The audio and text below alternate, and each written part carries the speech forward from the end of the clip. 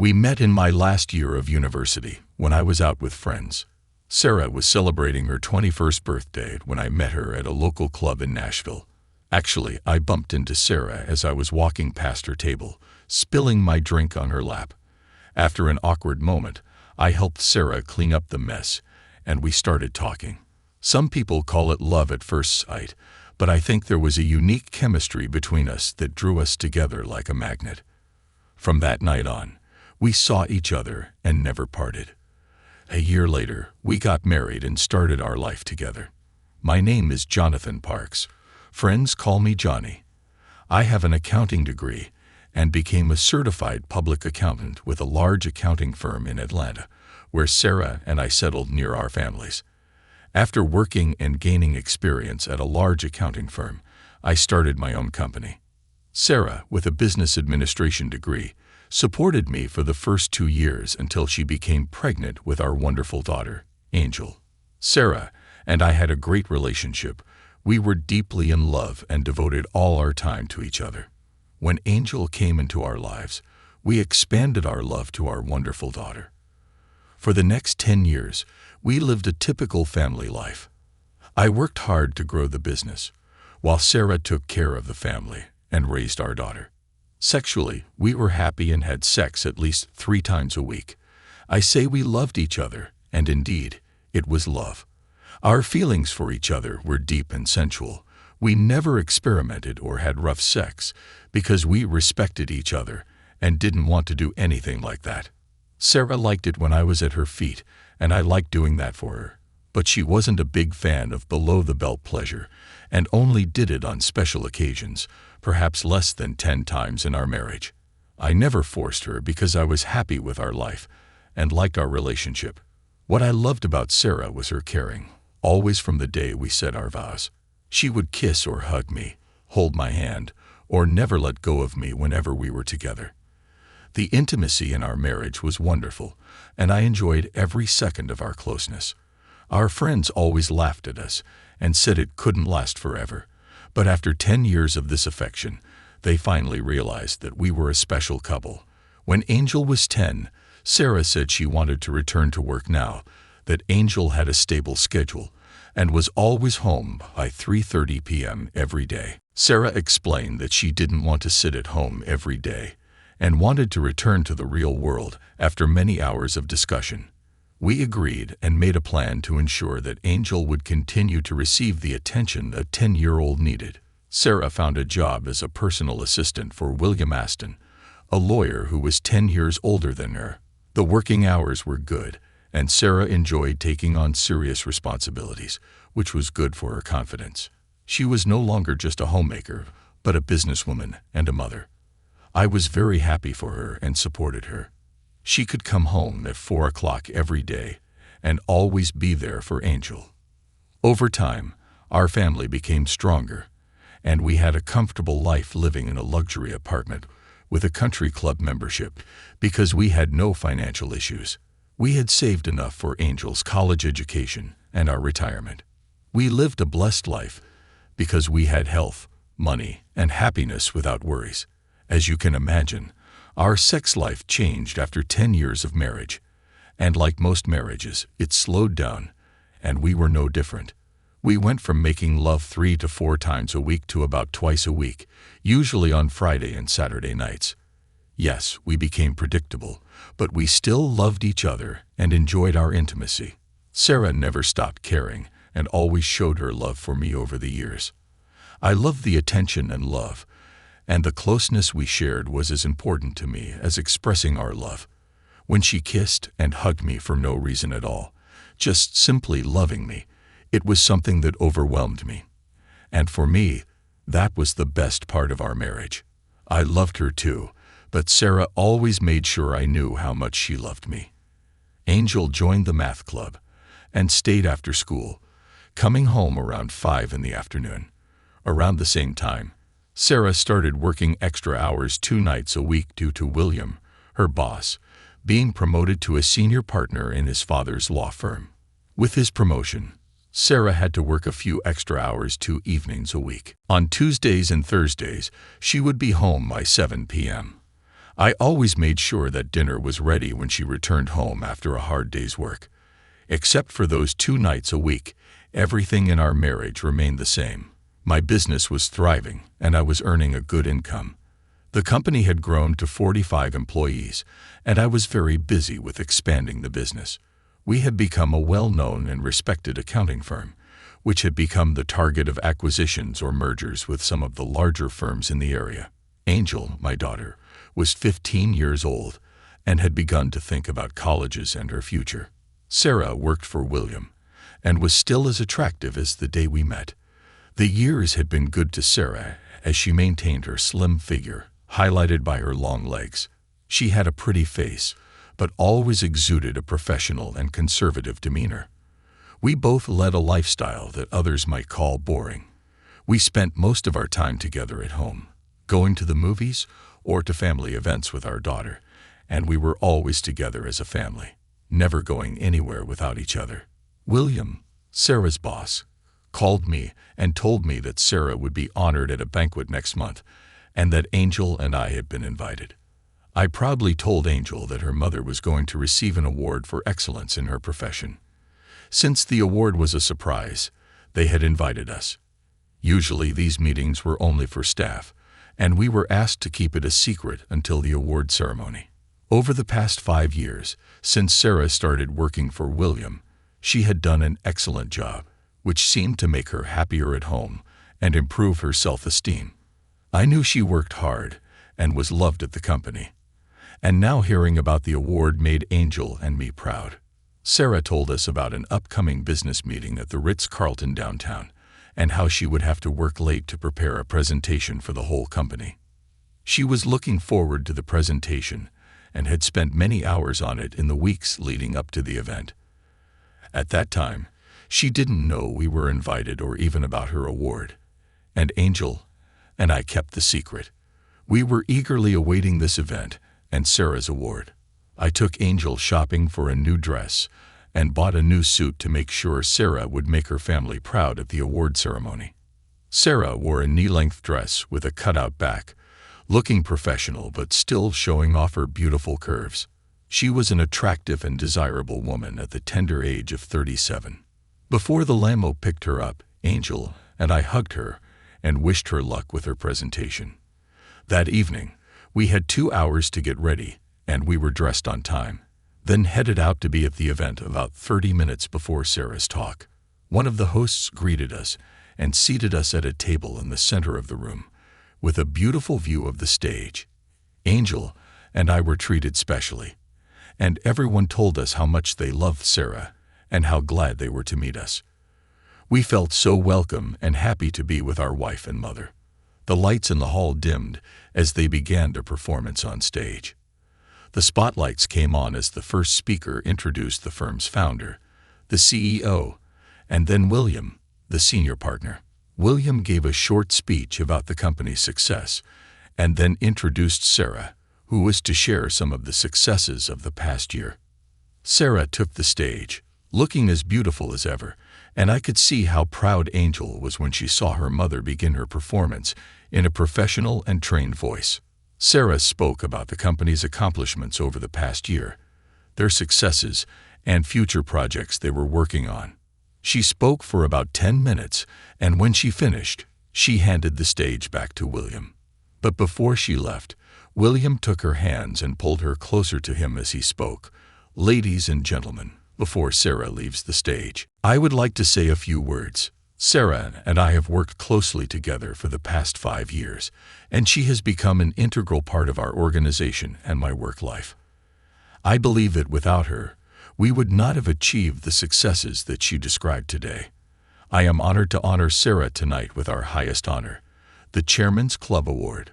This award is given only to employees who go far beyond the call of duty and are recognized for their dedication to the company." She received a large plaque and an envelope containing a $10,000 reward. With tears in her eyes, she accepted the check, hugged William, turned to the audience, and thanked everyone. Angel and I also had tears in our eyes because we were both so proud of Sarah. Everyone at the table hugged me, and it was one of our happiest evenings. We were both bursting with pride and couldn't stop smiling. The lights came on, and it was time for a drink. I took the glass and told Angel I'd be right back, heading towards one of the bars at the far end of the room. The lines for drinks were long, and I saw the empty bar next to the stage. So I went over to get a double jack and a soft drink for Angel. Feeling happy and generous, I smiled and tossed $5 into the tip jar, picked up my drinks, and turned to go back to my table. Then my world collapsed. On the way back, something caught my attention, and I turned around to see what it was. Behind the curtains, shielded from prying eyes, the couple hugged and kissed. I thought it was strange and inappropriate for such an event, but suddenly I recognized the dress. It was the same dress Sarah was wearing. I turned around again and froze in place. The couple I was looking at were engaged in a heartfelt kiss. The woman had her arms wrapped around the man's neck, and the man's hand was caressing her buttocks unhindered. The way they hugged made me realize that this was not the first time they had shared such intimacy. The couple obviously felt safe behind the curtain and allowed themselves intimate feelings. Watching this happen, I felt as if I was having an out-of-body experience. I stood frozen with two glasses in my hands and my mouth open, and watched the two until they finally separated and confirmed to me that it was indeed the love of my life, who was very romantically kissing her boss, William. At that moment, I dropped one of the drinks, drawing the attention of the lovers. When she saw the man looking at them, I saw a shocked expression on her face. At that moment, I felt like I was returning to my body, and my emotions came back to me. I was speechless, feeling my stomach drop to the floor, and a sudden deep pain pierced my heart. Not knowing what to do, I simply turned around and walked back to my table with the remaining drink in my hand. At the same time, Sarah ran after me and managed to catch up with me before I even got to our table. "Honey, I just found out that you and Angel are here for the award ceremony. Thanks for coming, honey. What you just saw isn't what it looked like, honey. We can talk later, okay?" I just nodded and headed towards our table. Sarah approached, and everyone congratulated her. Angel hugged and kissed her tightly, very happy for her mother. I was shocked and just sat quietly with a sad expression on my face, not saying a word. Sarah said she had a few more things to do and would join us again soon. Angel noticed the change in my attitude and tried to ask me what was wrong. I just shook my head and didn't say anything else for the rest of the evening. It was clear that I was not myself and was not at all happy to be around everyone. I know what I saw, and it was much more than a friendly kiss. In fact, Sarah and I haven't kissed like that in years. Looking back, it had been over 5 years since we kissed so passionately. My brain started to work as I thought about those years and how things had changed. I knew there would be trouble, but at that moment, I wasn't exactly sure what it was. We drove home while Angel and Sarah talked about the celebration and how proud Angel was of her mother. Shocked by what I saw, I said nothing and just drove home, lost in my own thoughts. Both girls noticed my silence and tried to talk to me, but I stubbornly remained silent. Sarah knew she was wrong and had tried to make up for it by being sweet and especially affectionate, but I didn't want to hear about it. I tried to hide my feelings from Angel, but being the smart girl she is, she knew something was bothering me and was smart enough to leave me to my own devices. Before Angel went to bed, she whispered in my ear, "Dad, if you want to talk, I'm here for you, okay?" Angel hugged me and kissed me before going to bed. I went straight to bed without saying a word, and a few minutes later, I heard Sarah enter the room. "Johnny, are you okay, baby?"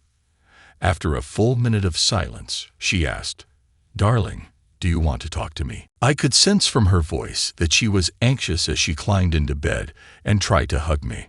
I turned my back to her. "Look, I know what it looked like, and I am truly sorry. I don't know what to say, but it wasn't what you think. Please talk to me." Lying there in silence, anger began to replace the state of shock I was in. I didn't say another word because I had nothing to say to this woman, and I knew that anything I said would be hurtful and wouldn't solve anything. She tried to hug me, but I ignored her and had the worst dream of my life. The next morning was Saturday, and I knew it was going to be a long day. When I opened my eyes and sunlight streamed through the window, I lay there, remembering the scene I had witnessed and trying to make sense of the situation. I got out of bed, went to the bathroom, washed my face, and brushed my teeth. When I returned to the bedroom, Sarah was sitting on the bed, watching me and trying to act normal. "Good morning, honey. Did you sleep well?" she asked as if nothing had happened. I ignored her question, put on jeans and a t-shirt, and looked at her before leaving the bedroom. I turned to her with a hateful look in my eyes, speaking for the first time since the banquet. "How long has it been?" When she didn't answer and just looked at her hands, I left her and went to have breakfast, thinking for a while. I couldn't believe it. I knew things would change for us, and I couldn't wait to hear her tell me about her affair. She knew she had to tell me the truth because she knew if she lied, I would find out. Sarah and I were very close, and she never gave me any reason to believe that she wanted another man. I hadn't noticed any change in our intimacy, and she still hugged and kissed me all the time. How could she act like this when having an affair? I mean, if she's with him, how can she show me all this love? Could the woman I love really be having an affair with William? Oh my God, this is terrible.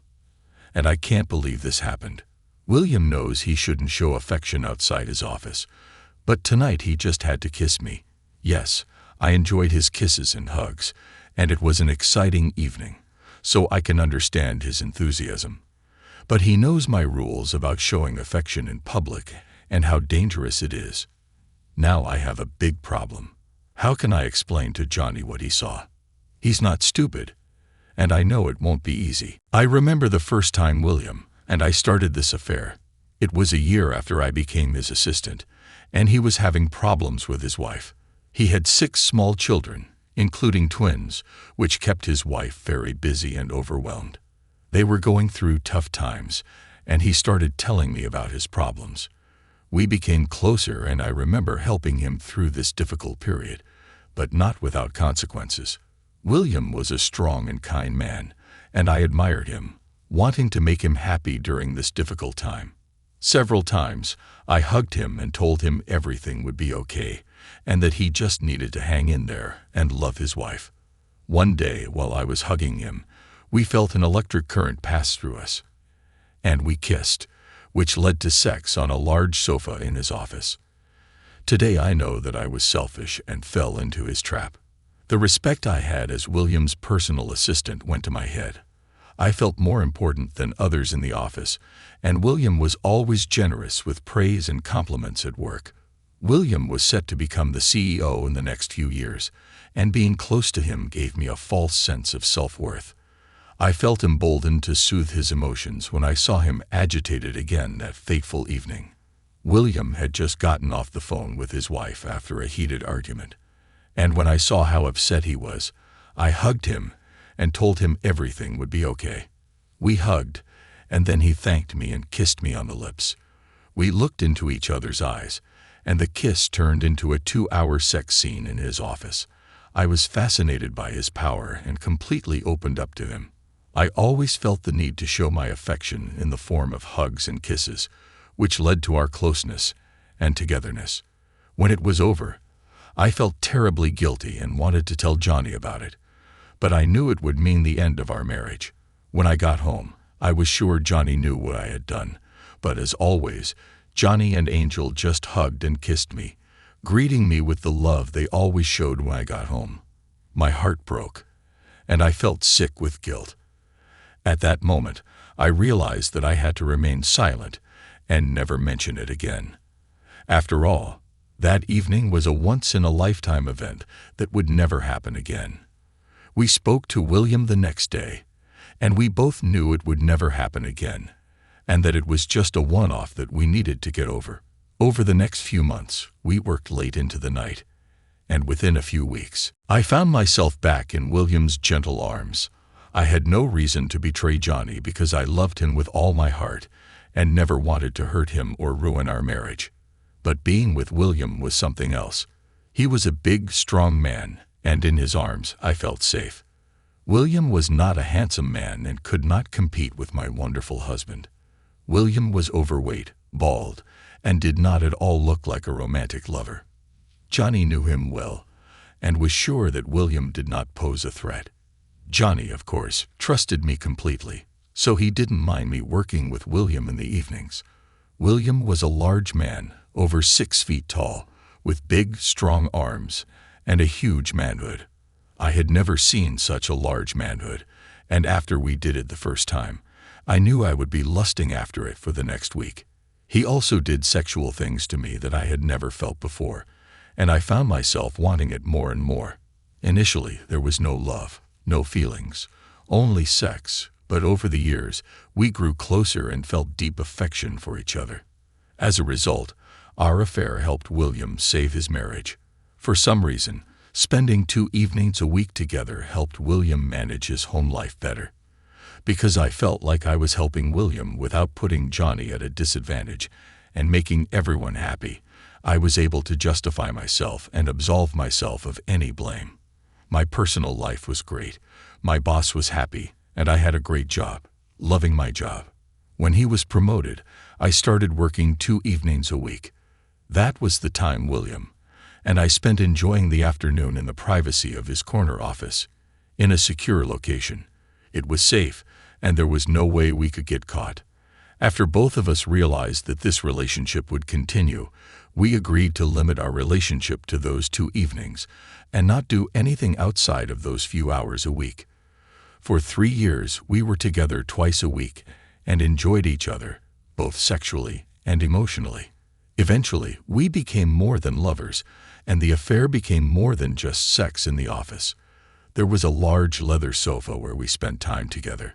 Yes, sex with William was good and different from sex with Johnny, and he did things to me that I had never done before. He had a way of making me do even things that I had never allowed before. He managed to excite me so much.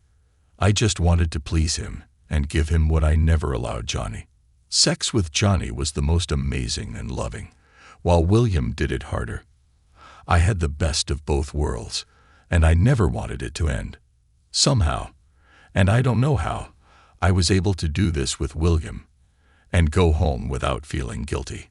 It seemed like I was living a separate life with my boss, and it didn't affect my personal life in any way. Johnny and Angel never lacked my love or attention because I need a feeling of intimacy with any man I have sex with. I found that in private, I give William the same closeness and attention that I give Johnny.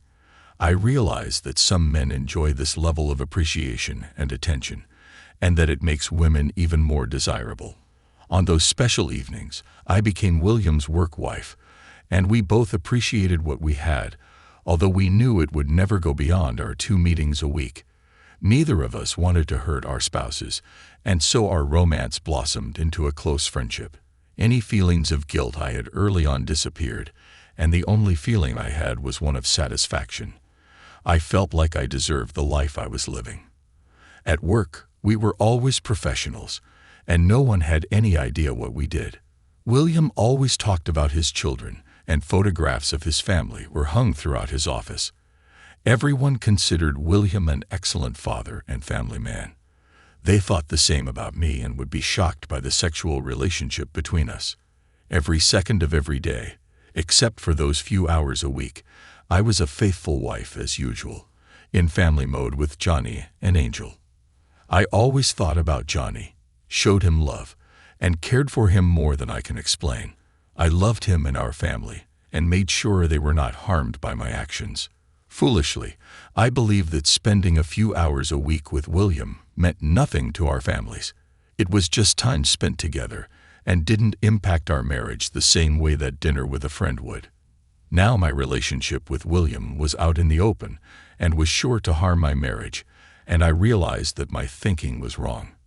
This morning, Johnny looked at me deadpan and asked me, "How long has it been?" I am in trouble. Johnny is smart, not a fool. He knows something is going on. How should I respond to him? Should I tell him the truth? I can't lose him, and I can't live with him by lying. I don't know what to do. Crying into my pillow for the last hour has given me no answers, and I know I have to tell him the truth and hope he understands. I know he loves me, and he must forgive me. I looked at the clock and realized Angel had to be at school for math club by 1 p.m., and I knew it was time to face reality. I drove home to find Sarah sitting on the patio with a cup of coffee, looking out at the lake. Without saying a word, I poured myself a cup, sat down next to her, and asked the question again, "How long has it been?" After a few minutes of silence, I saw tears streaming down Sarah's face. What I heard next sent shivers down my spine and a pain in my stomach that almost made me want to vomit. Sarah said in a quiet, tearful voice, 3 years, the evenings you worked late. And again she said, almost in a whisper, yes. I sat in silence again for a few minutes, then spoke. If I understand correctly, those 2 days each week when you worked late for the last 3 years were the only times you had sex with William, right? We've never done it anywhere else, and I have so much to explain when you give me a chance. So you just told me you've been having sex with your boss 2 nights a week for the last 3 years. You don't have to be an accountant to know basic arithmetic. You've slept with him over 300 times, and I know you never do it just once, so I'm guessing you did it at least twice each night. Sarah, you had sex with this guy over 500 times behind my back. Sarah, do you know any man who could live with knowing this? Tears fell from her eyes onto her lap as I continued. You two must have had so much fun laughing at me, your ignorant cuckold. I can only imagine what you said about me or how he made fun of me by having sex with my wife behind my back. Thank you so much, Sarah. I never thought you would do something like this to me. I have never been so humiliated and deliberately offended by anyone in my life. I always believed that you loved me. You convinced me that I was your man. I loved you with all my heart. I would die for you, but Sarah, you ruined our marriage and broke my heart. Johnny, it wasn't like that, it was. I interrupted her and told her to shut up.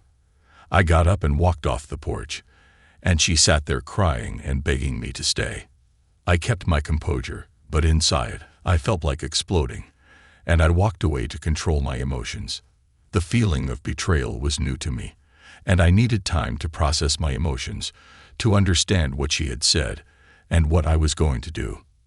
I needed someone to talk to, and the only person left was my brother Tony. We were very close as children, but chose different paths in life. Tony had spent 5 years in federal prison for drug trafficking and moved in dangerous circles. Compared to him, I was a churchgoer, an accountant who paid a lot of taxes and didn't even have a parking ticket. Tony and I didn't talk often, but growing up, Tony always turned to me for support. I stood by him during his trial, and thanks to my contacts, I helped reduce his sentence from 20 years to 5. That morning, I called him. "Hello, Tony. It's me, your older brother. How are you doing? What's new? I have a problem and need to talk to someone. Do you have time?" "Of course. What's the matter, man?" "This is hard. Sarah cheated on me, and I just found out. I don't know what to do. I'm all spit on and in pain. I could start drinking, but it doesn't help, so I just need to tell someone. Sorry to burden you with this. Oh my God, I love Sarah, and I can't believe she did this. Do you already know with whom and how it happened?"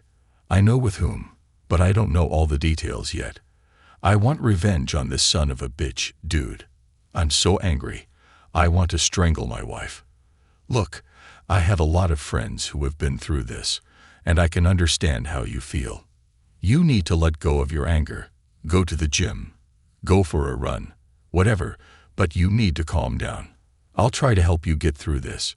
You have to face the facts, gather all the information you can, and then decide what to do. Be restrained and try to act as normal as possible, which of course will not be easy. Call me tomorrow and tell me what you found out, and trust me, I can help you. Thank you, Tony. I appreciate your help. I'll call you tomorrow." On the way, I passed a mattress store, And a thought occurred to me. I parked in the parking lot and took the first step. I had no intention of leaving the marriage until Angel went to college, which meant I would be married for the next 2 years. There's no way I will sleep with Sarah again, and I'd be damned if I leave my own bedroom. Everything else will be considered later. I told the salespeople that I would pay the full price if they could deliver 2 full-size beds with all the accessories and arrange for assembly on site. I paid an extra $100 to have my current king-size bed dismantled. I paid and we agreed on delivery today at 4 p.m. I texted Angel to let her know that I would pick her up, drive to school, and wait in the parking lot. We went to lunch and I gently explained to her that there would be changes in the house in the near future. What happened at dinner last night, Dad? I know something happened. I'm not stupid. Please don't keep me in the dark. It's not fair. You've always been honest with me. Okay, fair enough. And since it's going to be tough, you have the right to know. I caught your mother and her boss kissing backstage. Dad, he was probably just congratulating her. You can't be that crazy about a kiss. After confronting her, she admitted that they had a relationship for 3 years. This is something I cannot comprehend, and that's why our relationship has changed forever. 3 years? Are you going to divorce her, Dad? Not yet. I'm still dealing with this, and we will remain married, but things will be different, and you must be independent and not take sides. She is your mother, and she loves you. And this problem is just between her and me. You have been a blessing to us, and a perfect daughter. I don't want your life to change just because your parents make mistakes, but I ask you not to judge us and just know that we love you more than anything in this world. She cried and said she understood my pain. I didn't want to make her feel bad, but she was right. She should know what was changing our lives. Sarah was surprised to see us come home together, and from Angel's look, she knew what I had told her. Angel gave her an angry look and went to her room without saying a word. Did you tell her?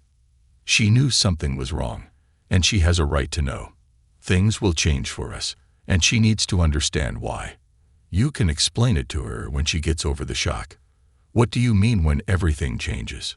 You're not planning to divorce me, are you? If I get divorced, it won't be now. I want to see how everything turns out, and I wouldn't do that to Angel. Starting today, things will definitely change. Johnny, you have to let me explain what happened and try to understand. You are my husband, and I love you. So you voluntarily had sex with William over 500 times behind my back. That's all, Sarah. I don't know what she expected me to say that any self-respecting man could agree to. Did she really think I was that weak? Clearly, she wasn't serious. What breaks my heart is that I'll never be able to enjoy the intimacy I once loved and looked forward to. I'll never get into bed with her again, and I'll miss making love to her, but not as much as I'll miss her kisses and tender embraces. This will pain me. Other changes are inevitable. She's broken our marriage vows and our marital contract. Like her, I'll no longer be faithful to her and will seek another relationship. Of course, I never thought about this before, so it may be a while before I meet a woman I like. She can continue dating her lover because she'll never hear from me again. She looked like she'd been hit in the head and pushed herself away from my words. She lost her balance and staggered onto the sofa. Sarah clearly didn't understand the consequences of her betrayal. Johnny, you shouldn't date other women. It would destroy me, and I can't let that happen. I love you. What happened isn't like that. I know it sounds terrible, but let me explain. Sarah, 500 times behind my back, and now she's just realizing that her promiscuous behavior might have consequences. Yes, Sarah, she's changed everything. Don't forget that all of this happened because of your deceit, lies, and infidelity. At that moment, the doorbell rang, right on time. I let the installers in and showed them the bed that needed to be dismantled. They started their work. What's going on here? Who are these people? Oh, Sarah, since I'll never share a bed with you again, I thought it wouldn't be fair for either of us to move into the spare room. So I bought 2 large beds. Right now, our bed is being dismantled, and the new one will be set up later. If you don't like the mattress, you have 3 months to choose another one. We're going to sleep in separate beds. Yes, because we won't be intimate. I'm sure I don't want you in my bed. I can't believe you've done all this. And I can't believe you slept with your boss 500 times behind my back. So, we're even. I looked with a sense of pain and regret as the man cleared away the bed we had enjoyed for years. Tony, I can't believe what I've discovered. Sarah has been sleeping with her boss twice a week for the past 3 years. As far as I understand, she's been with this man over 500 times behind my back. I must be the blindest man in the world. She has humiliated me in ways I could never have imagined, and I don't even know what to do. Who is that man, her boss? William Aston. What does he want to happen? I want him to suffer, and I want him to suffer as badly as possible. This man has been sleeping with my wife for many years, and then sending her back to bed with me. He's made a fool and a disgrace of me for 3 years, and I can't accept that. And what about Sarah? She's dead to me. I will divorce her when Angel goes to college, and before that, I will ruin her. For now, she will live a lonely life because I will sever all ties with her. If she tries to divorce me before Angel goes to school, I will ruin her career and expose her degradation to everyone. All right, you take care of Mr. Aston, and you go back to your work at home and try to keep everything okay. Tony, you don't want to get into trouble, do you understand? Of course, big brother, don't worry about that. We'll talk again soon. The following weeks at home were very tense. Sarah tried to engage in conversation with me, but I only responded with simple words. I could see her sadness and her efforts to make me forgive her, but I was hurt, angry, and resolute. I immersed myself in work, came home late every night, and went away on weekends. The atmosphere was tense, and everyone was anxious, waiting for me to explode when I came home. One evening after a long day at work, I saw Sarah waiting to talk to me. After all the years of sleeping with the only woman I ever loved, now I was lying on a bed only a few feet away from Sarah's bed. It was a sad thing, and I wasn't sure how I would cope in the next 2 years until Angel went to college. After taking a shower, as I lay down on the bed, Sarah asked, "Johnny, how's your day?" "Fine," I answered dryly. "Johnny, I've been thinking, and I want to discuss something with you, to understand your thoughts. I know you don't want anything to do with me, but I love you and want to try to do better, even if it's just small steps. I'm thinking maybe I should quit my job. We really don't need the extra money, and I could spend more time at home with you. What do you think, my love?" Despite my efforts to control my anger, when I heard her speak gently to me and try to take advantage of our closeness, my emotions overwhelmed me. I just felt angry. I sat down and spoke irritably, not paying attention to her stunned expression. "Listen, Sarah, I don't care what you do. Work or not, sleep with your boss or find someone new for that matter. It's your life. Call me Johnny, not my love or anything, just Johnny.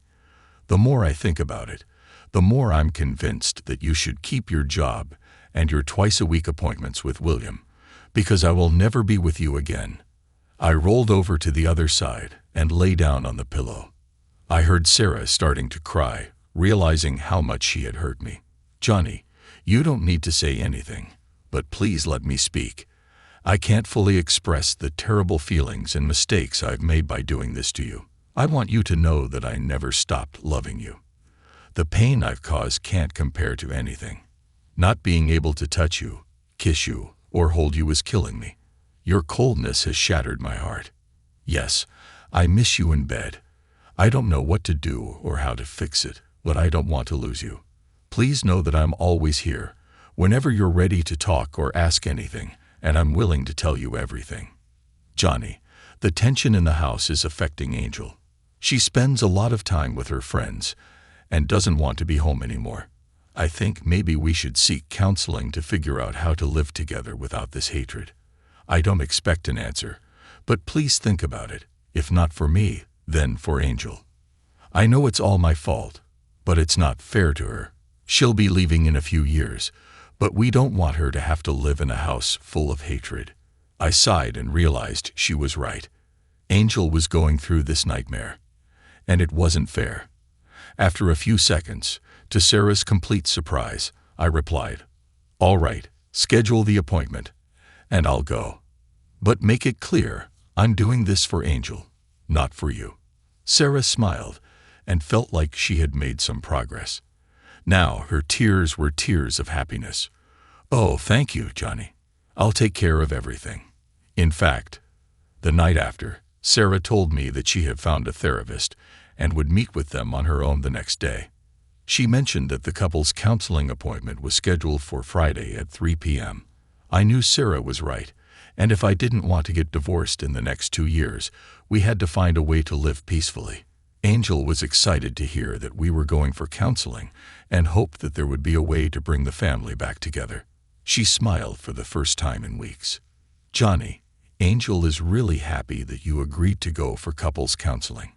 You should see her smile when I told her," Sarah said that evening when I returned home from work.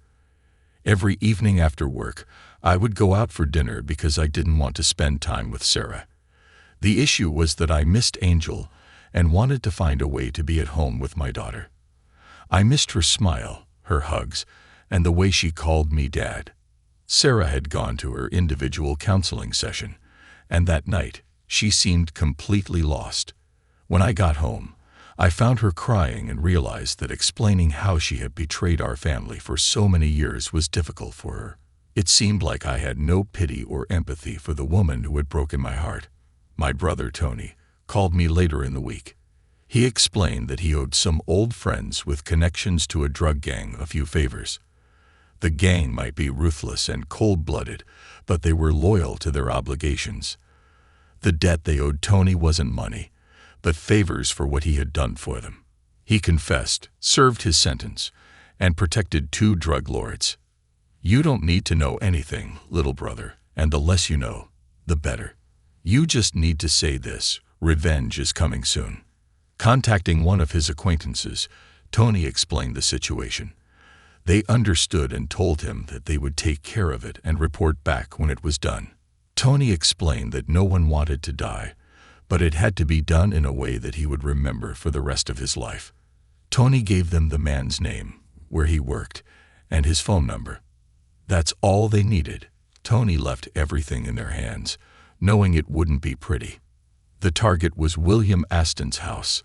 A white van parked across the street from Aston's house, and just a few minutes after William drove into the garage, a young man knocked on the front door. William survived, but now he had to live without the use of his fingers. His life had changed forever, and he knew why.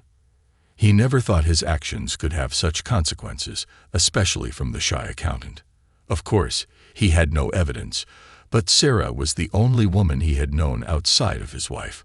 When Sarah told him that Johnny knew and had ended their relationship, his heart was shattered. He truly loved Sarah.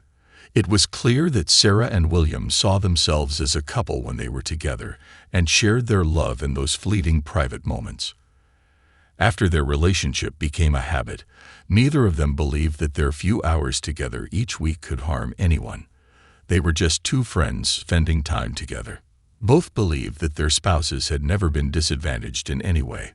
Just a few hours a week, it was the ideal relationship that brought them joy and added to the love they had shared in their many years of marriage. Now both Sarah and William could see the consequences of their actions. William would remember the betrayal every minute for the rest of his life. His father-in-law had fired William. He needed psychological and medical treatment and would never play golf again. His life had changed in an instant because of his perfect relationship. Choices had consequences. When meeting Doris Winters, the counselor, everything went as I expected. Mrs. Winters began the conversation. "Johnny, Sarah, and I met this week." She explained everything to me, and I explained how our counseling sessions work. "Thank you for coming and trying to find your way back. Be honest in your answers and understand that what is said here stays here." I nodded and waited to see where this would lead. "Sarah, please tell Johnny what you hope to achieve from these counseling sessions." My betrayed wife looked at me with tears in her eyes, and said, "Johnny, there's so much I want to say to you. I want to bring our family back together. I want to touch you and love you again. I want to find a way back to you. And everything will be like it used to be." I must admit that her emotions touched me deeply, and it felt like every word came from her heart. It was difficult to witness her pain over losing my love, but I restrained myself and sat silently as she used a handkerchief to wipe away her tears. "Mr. Parks, what do you want to get out of these counseling sessions?" "Dr. Winters, can I call you Doris?" "Please call me Dr. Winters." "All right, Doris," I replied sarcastically. "I think you had a counseling session with Sarah this week, so that number has to come up." I looked at Sarah and asked, "Sarah, have you forgotten this small detail?" "Please, Mr. Parks, there's no need for that. Please explain the number 500. "Very well. As you know, I'm an accountant, and numbers are very important to me. What my beloved wife didn't tell you is that Sarah allowed William to have sexual intercourse with her over 500 times in the past 3 years. This number is etched in my mind, and every time I see Sarah, it's the first thing I think of. She slept with this man 500 times behind my back," I said with anger and tears in my eyes. There was a few minutes of silence until everyone calmed down. "Mr. Parks, I understand your pain, but such expressions are unnecessary here. It's rude and uncalled for. I apologize, and it won't happen again, but this was necessary to express my pain and viewpoint." Sarah cried and repeated, "I'm sorry, I'm truly sorry." Finally, I felt somewhat relieved as my anger had subsided. "I want to apologize for my outburst. To answer your question, I want to find a way to forgive Sarah to the point where we can have a home without hatred and anger. We have a daughter who doesn't deserve to bear the consequences of my wife's infidelity. I want to find a way to live peacefully at home. Thank you, Mr. Parks." In the following weeks, I managed to speak in a friendly tone without bitterness. Everything at home was much better. Not perfect, but better. Angel was at home more often. We went out to dinner, to the movies, met with friends, and tried to be a normal couple. The only issue was that everyone noticed the lack of intimacy between us. I never held Sarah's hand. We didn't kiss, and I never allowed her to hug or touch me. Some friends asked Sarah what was going on because the lack of intimacy was completely contrary to what it had been for many years of our marriage. Clearly, we were struggling, but we continued. When Sarah found out about William's accident, she was shocked. Although William never spoke about this event, Sarah knew that I might be responsible in some way. She waited for my reaction that evening when she told me that someone had broken into her ex-boss's house and attacked him. She watched my reaction and saw a smile cross my face as I said, "Wow, that's something," and continued reading a book. "Is that all you can say?" Her tone and comment hit a nerve, and I looked up and stared at her. "Oh, I'm truly sorry. Her lover got hurt. Does she want me to send him flowers, or should we go visit him, dear?" She turned away, and the conversation ended. Sarah knew that I might be responsible for this, and if she cared about William, all the progress we had made would come to an end. At the beginning of that week, I received a message from Tony with a thumbs-up emoji. It was our last communication in several months as everything settled down. I wondered if the police had found out about the relationship between William and Sarah and questioned me about the attack, but that never happened. Eventually, the police filed a report in the open case and moved on to other cases. The perpetrator or the motive for the attack was never found. As promised, Johnny started dating and going out late. After Sarah attempted to confront him, she realized she should mind her own business and avoid causing trouble. Johnny explained that they were only a married couple in name and were living together for the sake of their daughter. They eventually found a way to maintain a polite attitude towards each other, and their family life appeared acceptable on the surface. Sarah eventually realized how much she had hurt her husband, and there was nothing she could do about it. Johnny kept their life together by informing her that he would inform her family and friends about her relationship and make her life hell if she filed for divorce before Angel went to college. Sarah was considered married but lonely. She had no one to give her love to. The hugs, kisses, and affection that defined her life were now gone. She continued to work and lived a sad, loveless life, knowing that her husband was happily involved with another woman, making everything worse. Counseling helped her, but she still walked alone because Johnny knew he could never forget her terrible betrayal. She did this to herself with her arrogance, selfishness, and stupidity, which destroyed her marriage and the man she loved. Angel had no sympathy for her mother, although she loved her. Whenever Sarah complained about Johnny, Angel reminded her that Sarah had done this to herself. Angel continued to talk to her mother about her father's love for her and his frustration when he saw Sarah with another man. Angel never forgave her mother for hurting her father so much, but she still loved her. William was now unemployed and divorced. He lived in a small apartment on a tight budget, had to give up nearly 70% of his assets, and the house where his wife, Joy, would live for the next 10 years until their youngest child turned 18. He suffered from depression and could no longer use his hands normally. Ironically, he had stopped seeing both women he loved and had sexual relations with, and eventually became lonely and undesirable, just as the attacker had promised. His crippled hands reminded him of his relationship with Sarah every minute of every day. A year after his divorce, William was hit by a truck. Witnesses said that William simply walked across the road in front of the speeding truck without looking back. His death was ruled as an accident, but everyone close to William knew that he had taken his own life. Sarah understood why he had done it, and she had even contemplated ending her own life in a similar way. Sarah and William never spoke again after their relationship, and both lived in their own personal hells, suffering the consequences of their infidelity and betrayal, each in their own painful way. After Angel went to college, Johnny came home with divorce papers. He had considered ruining Sarah financially and emotionally, but in the end, he decided to be fair. Over the years, he had forgiven her, but the love he once felt was gone forever. Sarah wasn't surprised by the divorce papers and signed them without objection. She knew she had destroyed everything and rejected her own love. But she felt relieved to start a new life. She was certain that she had learned her lesson and would never cheat again. For Johnny, divorcing the woman he had loved for so many years was painful and filled with regret. He wished he could reclaim all the good things or at least find a way to forgive Sarah. But no matter how hard he tried, he could never erase the number 500 from his mind. They sold the house and divided it. Johnny moved in with Tricia, a 15-year younger dancer he was dating. He didn't love her. He just wanted to have fun and compensate. Over time, as he regained confidence and happiness, he found in Tricia a woman he could love and cherish. Sarah never lost hope of reconciliation and cried for weeks when she learned about his wedding. She could never forgive herself when thinking about the lives her selfishness and arrogance had harmed. She dated a few men but never found love. She gained weight, her appearance faded, and she became a lonely, depressed shadow of herself.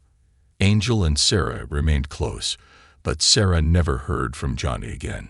She would never experience the love she once had with her wonderful husband, and lived a life of pain that she had inflicted on her loved ones. Johnny made sure Angel's college tuition was paid. Angel became a psychologist with a desire to help others. She married a doctor and had a wonderful life. Angel didn't follow in her mother's footsteps and remained loyal to her husband. They raised 5 children, and Angel maintained a close relationship with both Johnny and Sarah.